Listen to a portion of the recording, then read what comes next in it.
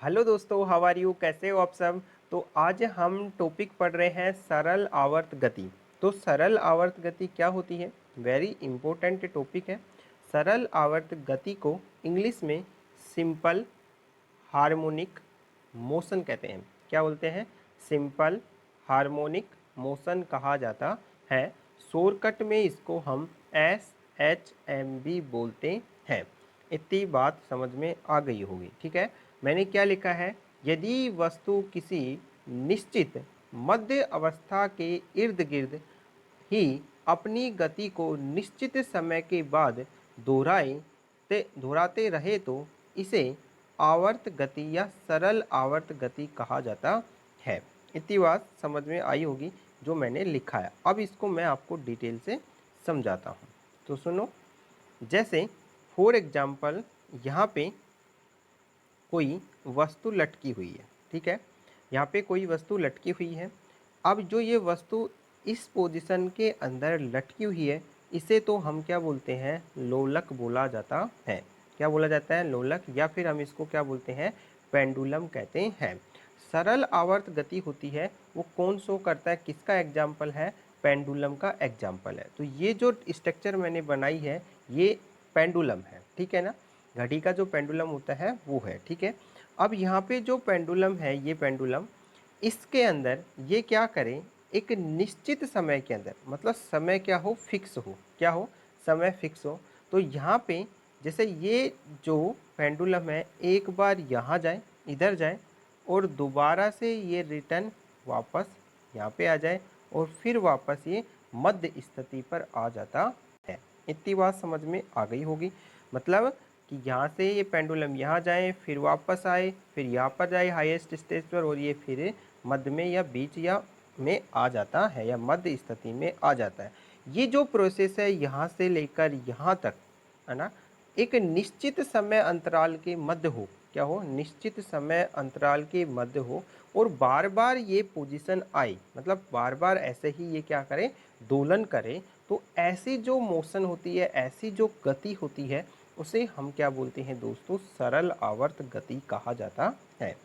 ये example pendulum, घड़ी का जो पेंडुलम है वो इसका एग्जाम्पल है। इसके अलावा एक एग्जाम्पल आपने अपनी लाइफ में के अंदर भी देखा होगा। आपने झूले झूले होंगे, ठीक है ना। तो जो झूले की जो गति होती है ना, वो झूले की जो गति होती है वो भी एक प्रकार की सरल आवर्त गति कहते हैं। पूछ भी लेता है, क्वेश्चंस आता भी है, जो झूला होता है वो किस प्रकार की गति करता है? तो आप क्या बताओगे? सरल आवर्त गति करता है।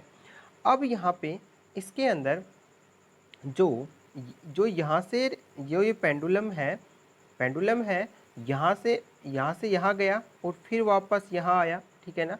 मतलब यहाँ से और यहाँ तक जो गति की है, इसने मोशन किया है, ये मोशन किसी कारणवश तो कर ही रहा होगा ना। मतलब इसके ऊपर कोई सो फोर्स लग रहा होगा, या कोई तो बल कार्य कर ही रहा होगा। तो यहाँ पे जो बल कार्य करता है उस बल को, मतलब कहने का अर्थ, ये जो पेंडुलम है यहाँ से यहाँ तक, एक मिनट रुको मैं दोबारा बताता हूँ एक बार। जैसे ये जो पेंडुलम है, ये पेंडुलम है ना, ये यहाँ से लेकर यहाँ तक और फिर वापस ये रिटर्न आएगा यहाँ तक। तो इसके ये जो गति करेगा, इस गति के जो गति कर रहा है किसी कारणवश तो कर रहा है, तो इसके ऊपर जो बल लगता है वो बल कौन सा होता है? उस बल का नाम क्या होता है? प्रत्यानयन बल होता है। तो याद रखना कि जो पेंडुलम के ऊपर या पेंडुलम जो गति करता है, तो उसके ऊपर कौन सा बल कार्य करता है? प्रत्यानयन बल कार्य करता है। ये बात याद रखना, आती है एग्जाम में, पूछा जाता है छोटे क्वेश्चनों के अंदर कि कौन सा पेंडुलम के अंदर कौन सा बल कार्य करता है। तो क्या बताओगे? प्रत्यानयन बल कार्य करता है। इतनी बात आपको क्लियर हो गई होगी। अब इसके अंदर छोटे छोटे पॉइंटों में भी क्वेश्चन आते हैं कि जैसे एक है आयाम। क्या? आयाम, ठीक है। पहला आता है आयाम। आयाम क्या होता है? क्वेश्चंस क्या पूछ ले? आयाम क्या होता है? आयाम क्या होता है? आयाम दोस्तों क्या होगा? जैसे ये पेंडुलम है, ये पेंडुलम अपनी हाईएस्ट ऊंचाई, यानी का अर्थ यहाँ से जो बल लगा ये कितनी दूरी तक तय कर रहा है। जैसे मान लो ये यहाँ तक दूरी तय की और मध्य स्थिति ये है, तो यहाँ तक, यहाँ से लेकर यहाँ तक की जो दूरी है वो दूरी क्या कहलाती है? आयाम कहलाती है। क्या कहलाती है दोस्तों? आयाम कहलाती है। इतनी बात आपको समझ में आ गई होगी, आयाम क्या होता है। इसके अंदर दूसरा टॉपिक क्या पूछा जाता है? दूसरा टॉपिक पूछा जाता है प्रभावी लंबाई क्या होती है? कौन सी? Effective length. मैं शॉर्टकट में लिख देता हूँ EL, ठीक है ना। इफेक्टिव लेंथ हिंदी में बोलते हैं प्रभावी लंबाई। तो प्रभावी लंबाई क्या होती है?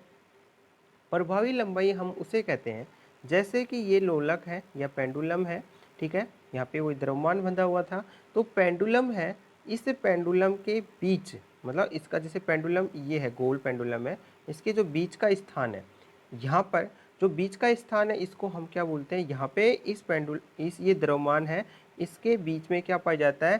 सेंट्रल ऑफ मास पाया जाता है। मतलब इस द्रव्यमान का जो मास होता है वो सेंटर के अंदर पाया जाता है, इसलिए इसको सेंटर ऑफ मास कहते हैं। तो यहाँ से लेकर और जहाँ पर पेंडुलम बंधा हुआ है वहाँ तक की जो दूरी है, वहाँ तक की जो डिस्टेंस है, वहाँ तक की जो डिस्टेंस है, उस डिस्टेंस को ही हम क्या बोलते हैं? प्रभावी लंबाई या इफेक्टिव लेंथ कहा जाता है। ये भी आपको समझ में आ गया होगा। यदि नहीं आए तो मुझे कमेंट करना, मैं और डिटेल से समझा दूंगा, ठीक है। यदि कोई और टॉपिक नहीं समझ में आता है फिजिक्स के अंदर तो मुझे कमेंट करना, मैं उसका वीडियो बनाकर आप तक पहुंचा दूंगा, ठीक है। ये क्या होता है? अब यहाँ पे EL मतलब प्रभावी लंबाई। तो क्या प्रभावी लंबाई की परिभाषा क्या लिखोगे? किसी भी द्रव्यमान का सेंटर ऑफ मास से लेकर और जहाँ पर लोलक बंधा हुआ है, पेंडुलम बंधा हुआ है, वहाँ तक के बीच की दूरी, है ना, क्या कहलाती है? प्रभावी लंबाई या इफेक्टिव लेंथ कहा जाता है। इतनी बात क्लियर होगी आपको। अब आगे देखो, तो मैंने अभी क्या बताया था कि जो पेंडुलम गति करता है ना, तो गति करता है उस समय कोई फोर्स लगता है, वो बल लगता है, जिसे मैंने प्रत्यानयन बल बताया था।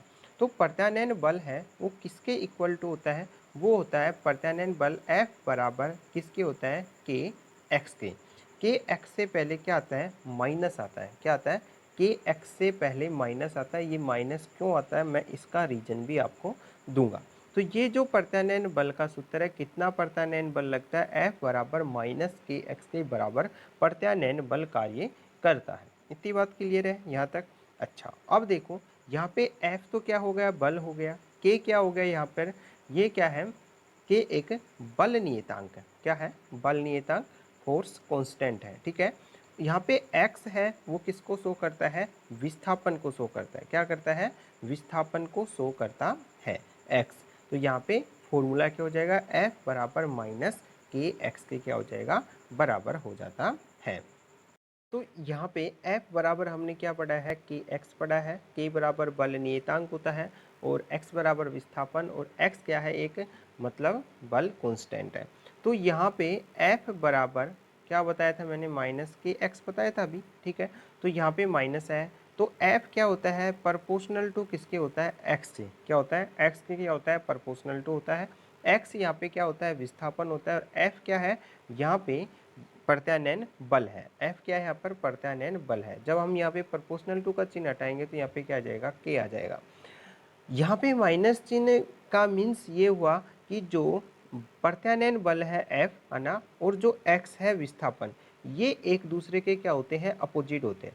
जितना जिस साइड में ये प्रत्यानयन बल लगता है उसके जस्ट अपोजिट क्या लगेगा? वहाँ पर विस्थापन लगेगा, मतलब X लगेगा। इसलिए यहाँ पे क्या आ जाता है? माइनस सिंबल आ जाता है।